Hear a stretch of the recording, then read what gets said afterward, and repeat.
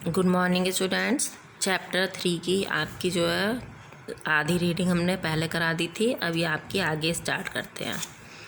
Chapter 3 आपका lesson का नाम क्या था? वस्त्र। रेशम की प्रक्रिया। रेशम कीट से रेशम प्राप्त करने के लिए किसान प्यूपा की बहुत कम मात्रा को पतंगा में बदलने देते हैं।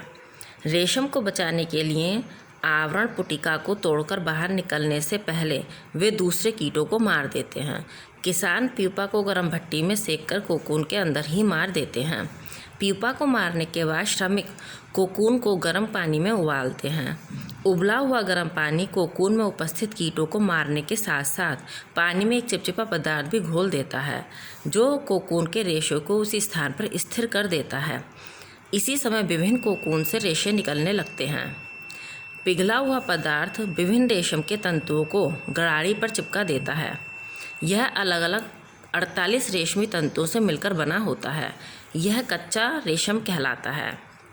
रेशमी सूत बहुत से लंबे रेशों से मिलकर बना होता है। इसके बाद एक सिल्क गराड़ी पर से उतारकर छोटे कुंडलीनुमा बंडलों में ऐंठा जाता है। सबसे पहले क्या किया जाता है बेटा? किसान जो होते हैं प्यूपा, यानी जब वो पूरा आपका रेशम का कीट नहीं बन पाता, पतंगा नहीं बन पाता, तभी उसको रोक देते हैं वहीं पर, ठीक है। बहुत ही कम को वो पूरा डेवलप होने देते हैं। उसके बाद क्या होता है, उसको जो है कीटों को मार देते हैं और गर्म भट्टी में सेक कर जो कोकून होता है, यानी कीट से निकलने से पहले जो बना हुआ होता है उसको कोकून कहते हैं, उसको वहीं अंदर ही मार देते हैं। फिर उसको प्यूपा को मारने के बाद वो क्या करते हैं, कोकून को गर्म पानी में उबालते हैं। जब गर्म पानी में उसको उबालते हैं तो उसके साथ साथ क्या होता है, एक तो कीट मर जाते हैं और दूसरा पानी में एक चिपचिपा पदार्थ भी घुल जाता है, जिससे जो रेशे होते हैं ना वो उसी में स्थिर हो जाते हैं, यानी उसमें रह जाते हैं।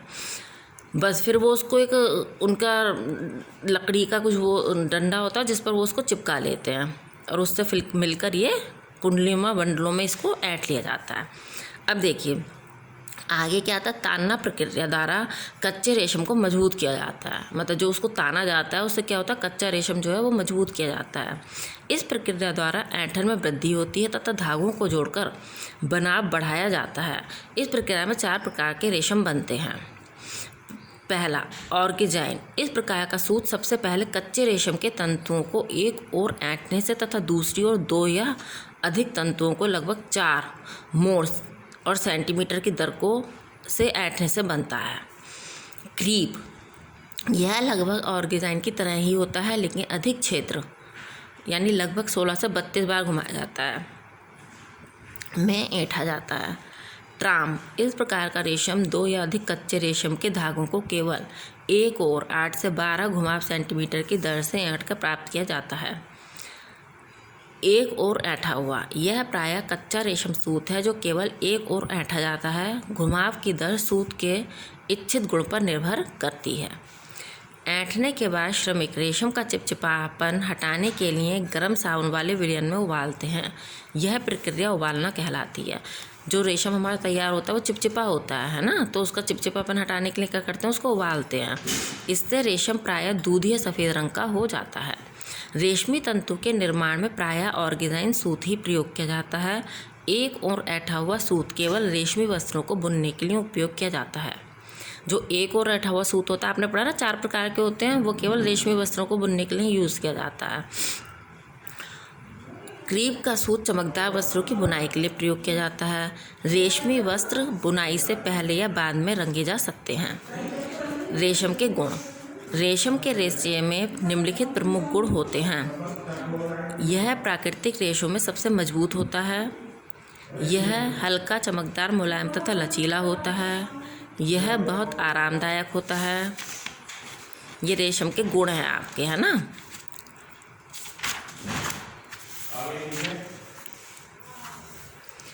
यह नमी को अवशोषित कर लेता है। यह सर्दी में गर्म तथा गर्मी में ठंडा रहता है। अब रेशम के आपके उपयोग क्या? ये तो रेशम के गुण हो गए। इसके उपयोग। रेशम का प्रयोग प्रायः महंगे कपड़ों में किया जाता है। यह चादर, तकियों के बाहरी आवरण, पर्दे आदि बनाने में भी प्रयोग किया जाता है। इसका उपयोग बुलेट प्रूफ जैकेट, पैराशूट बनाने तथा सर्जरी में टाँके लगाने में भी किया जाता है। अब जंतु से प्राप्त होने वाले रेशे, ये तो आपके कौन से रेशे थे, जो प्राकृतिक रेशे थे। अब आता है जंतु से प्राप्त होने वाले रेशे। जंतु रेशे मुख्यतः प्रोटीन के निर्मित होते हैं, इसलिए जलाने पर जलते हुए बाल की महक उत्पन्न करते हैं। भेड़, खरगोश, ऊँट, भेड़, बकरी, याक आदि जंतु से ऊन प्राप्त की जाती है। ठीक है, ऊन किस किस से प्राप्त करते हैं हम? भेड़ से, खरगोश से, ऊँट से, बकरी से और भेड़ से और याक से भी ऊन। यह एक मुलायम घुंघराला जंतु रेशा है। यह मुख्यतः घरेलू भेड़ों से प्राप्त होता है। ऊँट, कश्मीरी भेड़, खरगोश से भी ऊन प्राप्त की जाती है। ऊन के स्रोत। ऊन का मुख्य स्रोत घरेलू भेड़ें होती हैं। भेड़ की खाल एक तैलीय पदार्थ पोल्क से ढकी होती है। यह भेड़ को वर्षा से बचाती है तथा रेशों को नुकसान होने से भी बचाती है। ऊन की गुणवत्ता भेड़ की खाल के रेशों की प्रकृति पर निर्भर करती है। इसकी गुणवत्ता वातावरण, भेड़ की आयु, पोषण तथा देखभाल पर भी निर्भर करती है। एक युवा भेड़ अच्छी प्रकृति की ऊन प्रदान करता है। ऊनी रेशे वर्ष में एक बार ग्रीष्म या वसंत ऋतु में प्राप्त होते हैं। ठीक है, केवल एक बार प्राप्त होते हैं, ग्रीष्म या वसंत ऋतु में। भेड़ के विभिन्न भागों के रेशे लंबाई, प्रकृति तथा चमक में भिन्न भिन्न होते हैं। भेड़ों के कंधे एवं आसपास से अच्छी किस्म की ऊन प्राप्त होती है। मैरिनो भेड़ से अच्छी किस्म की ऊन प्राप्त होती है। ठीक है, कौन सी भेड़ से? मैरिनो। हार्डी भेड़ को मैरिनो भेड़ के साथ संकरित कराने पर लंबी व मोटी ऊन प्राप्त होती है। ये जो भेड़ों की वैरायटी हैं ना। संसार की लगभग 40% ऊन मैरिनो भेड़ से तथा 43% ऊन संकरित भेड़ों से प्राप्त की जाती है। ऑस्ट्रेलिया ऊन का सबसे बड़ा उत्पादक देश है। यहाँ विश्व की कुल खपत का लगभग 29% उत्पादन किया जाता है। चीन, तुर्की, Iran, New Zealand, Bharat, Sudan, USA, दक्षिण अफ्रीका आदि अन्य ऊन उत्पादक देश हैं। अब ऊन का निर्माण कैसे किया जाता है? ये तो था स्रोत की ऊन कहाँ से प्राप्त होती है और कहाँ कहाँ सबसे ज़्यादा होती है। अब ऊन का निर्माण कैसे होता है? ऊन निर्माण की प्रक्रिया में कई चरण होते हैं। भेड़ों की खाल से ऊनी रेशों को काटने की प्रक्रिया कतरना कहलाती है। ठीक है, सबसे पहले भेड़ों से जो उनकी ऊन है उसको जब हम करेंगे उसको कतरना कहलाएंगे। भेड़ों के ऊनी रेशों को एक ही टुकड़े में उतारा जाता है, जिससे छटाई तथा वर्गीकृत भाग की आसानी से पहचान की जा सके। ऊन काटने वाले व्यक्ति को शेयरर कहा जाता है। ठीक है, जो ऊन काटता है उसको क्या कहते हैं हम? शेयरर। रेशों को काटने के बाद उन्हें उनकी मजबूती, उत्तमता, रंग तथा उस पर बने मोड़ के अनुसार विभिन्न समूहों में रखना, छांटना या वर्गीकरण कहलाता है। रेशों पर बने मोड़ इसको लचीलापन प्रदान करते हैं। ऊनी रेशे सफ़ेद व स्लेटी रंग में प्राप्त होते हैं, लेकिन सफ़ेद रेशे की मांग अधिक रहती है। इन ऊनी रेशों में धूल मिट्टी एवं योल्क उपस्थित होता है। इस अशुद्धता को दूर करने के लिए इन रेशों को क्षारों से धोया जाता है। ठीक है, क्षार होते हैं, अम्ल क्षार होते हैं, क्षारों से धोया जाता है। इससे योल्क की तैलीय परत एक पदार्थ लैनिन में बदल जाती है। लैनिलिन का प्रयोग त्वचा के मलहम बनाने में किया जाता है। इन धुले हुए रेशों को सुखाया जाता है। अब इनको धोया गया है ना, इनकी गंदगी साफ करने के लिए अब इनको सुखाया जाएगा। सुखाने के बाद इन्हें धुना जाता है। इस प्रक्रिया में इन्हें चक्करदार घुमाने वाली, जिसमें नुकीले पिन होते हैं, मशीन में डाला जाता है। उसमें नुकीला पिना होती हैं और ऐसे चक्करदार वो जो है घूमती हैं।